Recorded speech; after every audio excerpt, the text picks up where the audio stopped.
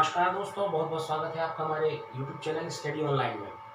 आज हमारी चर्चा का विषय है, इस वीडियो का विषय है मध्य प्रदेश लोक सेवा आयोग जो प्रीलिम्स प्रारंभिक परीक्षा है उसके कट ऑफ अंकों का पर चर्चा करना। और साथ साथ हमारा विषय है कि मध्य प्रदेश लोक सेवा आयोग और मध्य प्रदेश में अन्य भर्तियों के लिए जो 27% आरक्षण पर मध्य प्रदेश हाई कोर्ट की रोक लगी हुई है उसकी क्या स्थिति है। कोर्ट केस के जो ऑर्डर दिया है रिसेंटली जो पैरवी हुई पेशी हुई 18 तारीख को 18 अगस्त को, तो उसमें कोर्ट ने क्या ऑर्डर दिया है इसके बारे में भी हम चर्चा करने वाले हैं। तो आज का विषय इसलिए महत्वपूर्ण हो जाता है क्योंकि इससे बहुत सारे छात्रों का सीधे तौर पे कनेक्शन है। क्योंकि आप देखेंगे कि जो मध्य प्रदेश लोक सेवा आयोग है उसने अपना पेपर लिया प्रीलिम्स का और वो उसमें 27% के हिसाब से जो वैकेंसी दी गई थी उसको चैलेंज करते हुए मध्य प्रदेश हाईकोर्ट में केस लगा दिया गया, जिसके कारण मध्य प्रदेश लोक सेवा आयोग जो है अपना रिजल्ट नहीं दे पा रहा है मेंस का। और स्वाभाविक सी बात है, रिजल्ट नहीं आएगा तो पेपर में डिले होगा। तो इसके लिए हमने एक वैसे तो एक 1230 छात्रों का जो स्कोर कार्ड है उसको देखने के बाद हमने एक अध्ययन किया और पिछले वर्षों के कट ऑफ पे अध्ययन किया और 1230 छात्रों के स्कोर कार्ड पे अध्ययन करने के बाद हमने एक ऐसा आंकड़ा निकाला है, जो आंकड़ा या जो नंबर कहें, अगर आप उतने नंबर लाते हैं तो आप बिल्कुल भी निश्चिंत हो जाइए और साथ साथ उससे अधिक अंक नहीं आएंगे, है ना। मतलब कहने का एक तात्पर्य ये है कि अगर जैसे हम आपसे बोल रहे हैं या हम अनुमान लगा रहे हैं कि मध्य प्रदेश लोक सेवा आयोग प्रीलिम्स एग्जाम को क्लियर करने के लिए जनरल कैटेगरी के मेल बॉयज के लिए 69 नंबर की आवश्यकता, 69 क्वेश्चन सही होने की आवश्यकता है फर्स्ट प्रश्न पत्र में। तो उससे ज़्यादा आपको अगर आपके हैं तो निश्चित रूप से आप बिल्कुल निश्चिंत रहिए, उससे ज़्यादा किसी भी परिस्थिति में नहीं जाने वाला। तो फिर भी इसके पहले एक बात ये कहना चाहूँगा कि अगर आपके नंबर कम हो, ज़्यादा हो या कुछ भी हो, आपको मेंस की तैयारी करना ही चाहिए।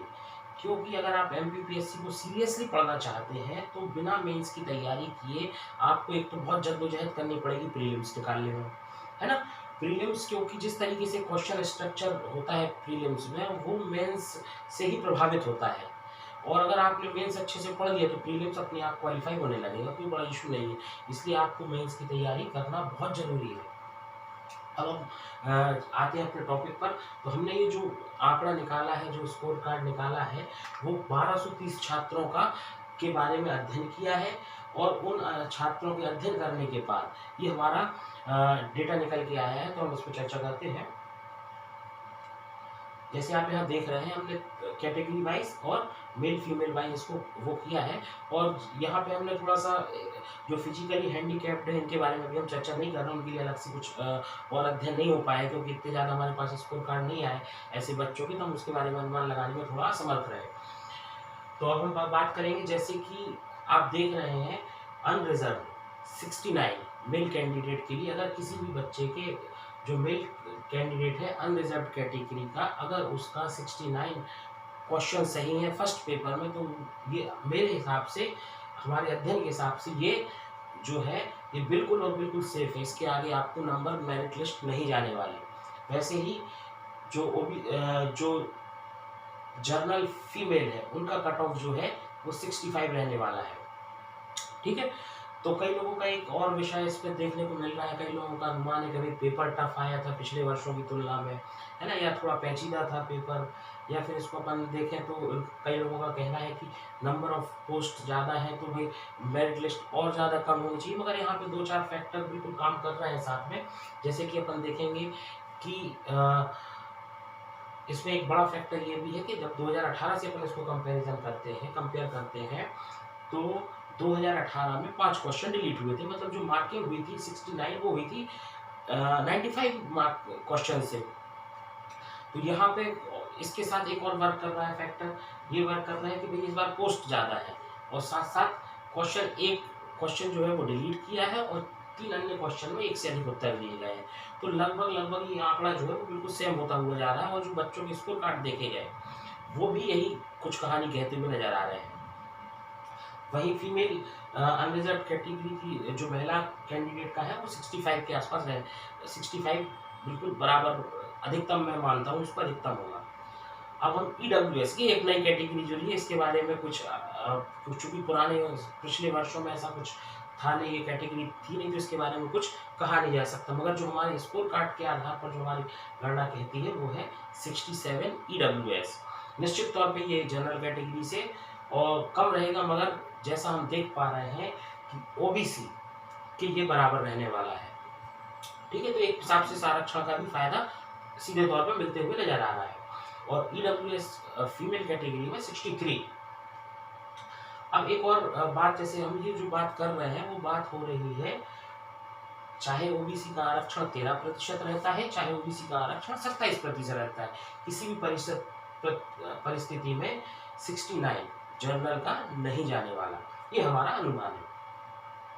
वैसे ही OBC का देखेंगे आप 67, और OBC गर्ल्स, ये पिछली बार OBC गर्ल्स का जो था वो यहाँ पे ये ज़्यादा हुआ था, जनरल की जो गर्ल्स थी उनसे ज़्यादा था, मगर इस बार बराबर आने की उम्मीद है। फिर SC 63, SC फीमेल 60, ST 58 और ST वुमेन्स 56।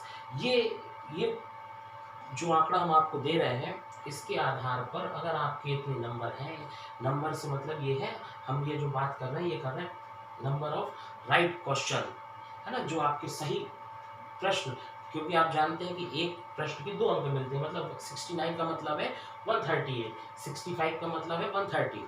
ठीक है ना। चलिए, अब एक और, अगर आपके इतने नंबर हैं तो आप इस पर अपनी तैयारी रखिए, और नहीं भी है तब भी रखिए, जैसा कि हमने पहले चर्चा कर चुके हैं। ये जैसे कि आप देख रहे हैं ये 2018 का है ना, 138 था, 128, 126, 122, है ना। चलिए, अब एक और, जैसे कि 18 तारीख को OBC आरक्षण पे कोर्ट की पेशी हुई, और उसमें हाई कोर्ट ने एक जो ऑर्डर है वो जो मैं दिखा रहा हूँ आपको, ये ऑर्डर निकाला। जैसे ये जो आप केस नंबर देख रहे हैं, ये बहुत सारे केस नंबर को कंबाइन कर दिया गया है, क्योंकि इस आरक्षण को चुनौती देने के लिए बहुत सारे अलग अलग लोगों ने केस लगाए हुए थे, तो बहुत सारे ऑर्डर केसों को एक साथ कंबाइन कर दिया गया है। और इसी 18 तारीख को, अच्छा इसके पहले एक और बात आई थी सामने, जैसे कि जो मध्य प्रदेश सरकार के मंत्री हैं, कैबिनेट मंत्री हैं भूपेंद्र सिंह, उन्होंने कहा था कि सरकार अपना पक्ष OBC को 27% आरक्षण देने के पक्ष में मजबूती से रखेगी, है ना। उसी सिलसिले में सरकार ने 18 तारीख को जो हाईकोर्ट में पेशी हुई उसमें कहा कि मध्य प्रदेश में जो OBC की जनसंख्या है वो 50% से अधिक है, इसलिए जनसंख्या की अधिकता होने के कारण मध्य प्रदेश में OBC की आरक्षण में बढ़ोतरी होनी चाहिए। और उस आधार पर मध्य प्रदेश सरकार ने अपने पक्ष रखा कि चूंकि ये विषय जो है वो बहुत सारी चीज़ों को प्रभावित करता है, बहुत सारे कारणों को इससे उपजते हैं, और बहुत सारे जो प्रशासनिक काम है वो भी इससे प्रभावित होते हैं, तो इसके लिए सरकार ने की जो वकील है उन्होंने एक्स्ट्रा समय मांगा, और उनके द्वारा मांगे गए इस समय को सैंक्शन करते हुए जो वीडियो कॉन्फ्रेंसिंग के द्वारा ये केस की सुनवाई हो रही थी, उसमें जो है अगली पेशी, जो कंप्यूटर जनरेटेड पेशी आप मिली है इस केस को, वो बढ़ा दी गई है, और वो हो गई है कब, जैसे कि आप इसमें देख पा रहे हैं 23/9/2020, मतलब अगली जो पेशी है वो 23/9/2020 को। दोस्तों ये पेशी की तारीख बढ़ भी सकती है, बिना सुनवाई हुई, या कम भी हो सकती है, क्योंकि ये जो है ये कंप्यूटर जनरेटेड है, ठीक है ना। तो हो सकता है आने वाले समय में इस पर निर्णय हो, मगर आपको तैयारी करना है तो उसमें आप बिल्कुल ध्यान दीजिए, और जैसे सीरियसली उसकी तैयारी करिए, है ना। कोर्ट केस वगैरह जब भी हो, मगर चूंकि पेपर निकल चुका है तो इसकी भर्ती जरूर होगी, ठीक है। इसी के साथ अपन, अब एक और मैं आपको सूचना देना चाह रहा हूँ